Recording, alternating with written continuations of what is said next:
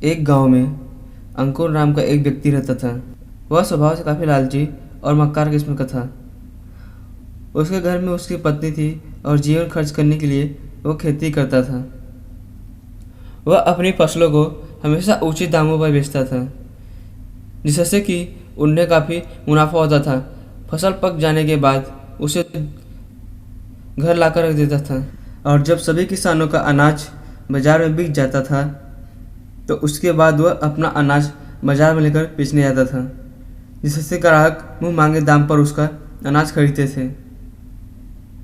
इस बार भी उसने वैसा ही किया। जब सभी किसानों का अनाज बिक गया, उसके कुछ दिन बाद सोमनाथ ने अपने अनाज के बोरियों को बाहर निकाला और एक एक करके बाजार जाकर बेचने लगा। बाजार में किसी और के पास अनाज ना होने के कारण सोमनाथ मुंह मांगे दामों पर अपना अनाज बेचता और फिर घर वापस लौट आता। एक शाम जब अनाज बेचकर वह घर वापस लौट रहा था तो उसकी पत्नी ने उससे कहा, क्यों जी, सुना है आप अपनी फसल को बहुत ऊंचे दामों पर बेच रहे हैं। इससे खरीदने वाले को काफ़ी नुकसान होता जा रहा है। क्या बकवास कर रही हो? फसलें होती हैं इसलिए। अगर किसान अपना फ़ायदा नहीं सोचेगा तो भूखा मर जाएगा। लेकिन इतने ऊंचे दामों पर फसल खरीदने वाले को कितना नुकसान होता होगा। आखिर वह भी मेहनत की कमाई है। तुम बाकी किसानों की तरह सही समय पर फसल को क्यों नहीं बेचते? अरे रे, जाओ। वैसे भी मैं आज थक गया हूँ और तुम मुझे ज्ञान देने लगी हो। यह नहीं सोचा पति काम से लौटा है तो उसकी सेवा करें।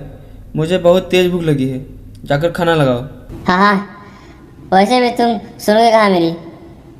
हे भगवान, मुझे कैसी पत्नी दी है तूने। पति का साथ देने के बजाय मुझे ही ज्ञान देने बैठ जाती है। कुछ दिनों ऐसे ही चलता रहता है और सोमनाथ अपनी फसल से काफ़ी अच्छा दाम कमा लेते हैं। सोमनाथ के घर के पास ही एक बुढ़िया रहती थी। उसका एक बेटा है जो बाहर विदेश में नौकरी कर रहा था, इसलिए घर पर वह अकेली थी। अपना गुजारा करने के लिए वह खेती किया करती थी।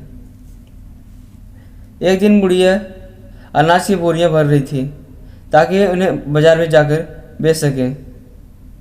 लेकिन तभी सोमनाथ की नज़र बुढ़िया की अनाज पर पड़ती है और वह सोचता है कि अगर मैं इस बुढ़िया को पटा लूँ तो इसके अनाज से भी मैं बहुत सारा धन कमा पाऊंगा। कुछ देर बाद वह अपने कदम बुढ़िया औरत की तरफ बढ़ाता है। नमस्कार दादी जी। नमस्कार बेटा, तुम कौन? दादी जी, मैं सोमनाथ आपके पड़ोस में ही रहता हूँ। अच्छा अच्छा। दादी जी, आपका एक बेटा भी तो था, वह कहाँ है? अरे, बेटे को काम से फुर्सत होगा तब ना। कोई बात नहीं दादी जी, मैं आपके बेटे जैसा हूँ। आप इस उम्र में इतनी मेहनत मत किया करो, वरना तबीयत खराब हो जाएगी। क्या करो बेटा, पेट पालने के लिए कुछ ना कुछ तो करना ही होगा। एक काम करिए दादी, आप इस अनाज को अपने घर पर रखिए। मैं एक एक बोरी करके इसे बाजार जाकर बेच आऊँगा और बदले में जो धन मिलेगा वह मैं आपको दे दूँगा। नहीं नहीं नहीं नहीं बेटा, तुम इतना परेशान क्यों हो रहे हो? नहीं दादी जी, इतनी परेशानी की कोई बात नहीं है। वैसे भी मैं अपना अनाज भी बाजार जाकर बेचता हूँ, तो साथ में आपका भी बेचाऊँगा। अच्छा ठीक है, भगवान तुम्हारा भला करे। तो दादी जी, मैं सुबह आकर अनाज की बोरी लेकर जाऊँगा, ठीक है? ठीक है बेटा।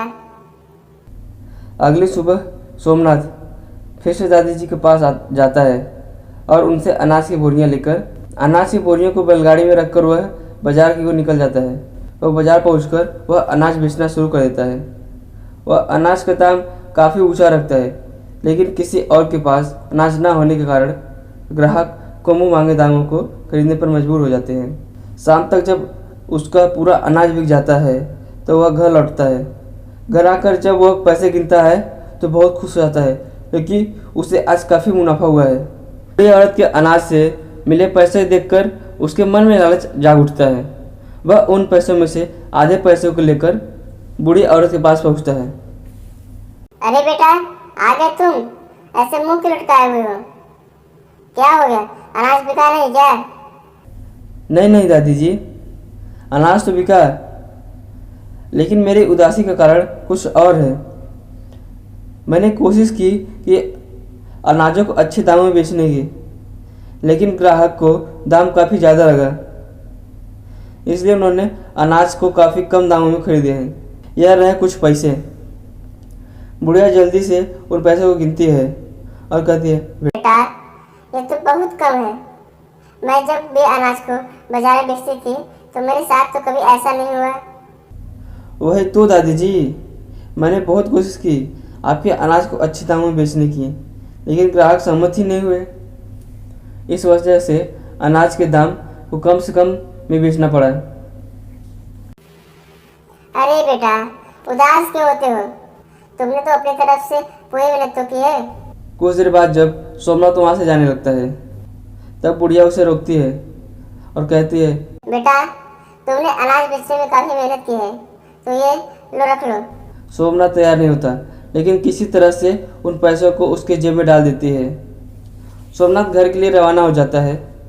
घर पहुंचकर उन पैसों को इकट्ठा करता है और देखकर बहुत खुश होता है और कहता है, वाह रे सोमनाथ, आज तो आम के आम और गुठलियों के दाम हो गया।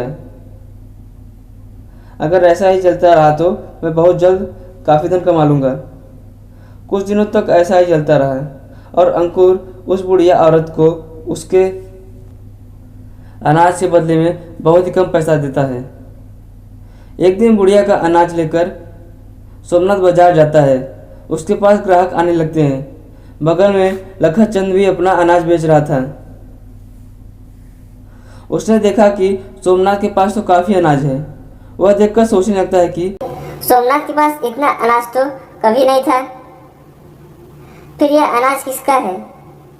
तभी लखन चंद का दोस्त कहता है, अरे भाई, तुम्हें पता नहीं है, सोमनाथ ने अपने पड़ोसी बुढ़िया दादी को अपने चंगुल में फंसा लिया है और उन्हीं का अनाज बाजार में बेचता है। यह सुनकर लखन चंद कहता है, सोमनाथ बहुत ही लालची और धोखेबाज इंसान है।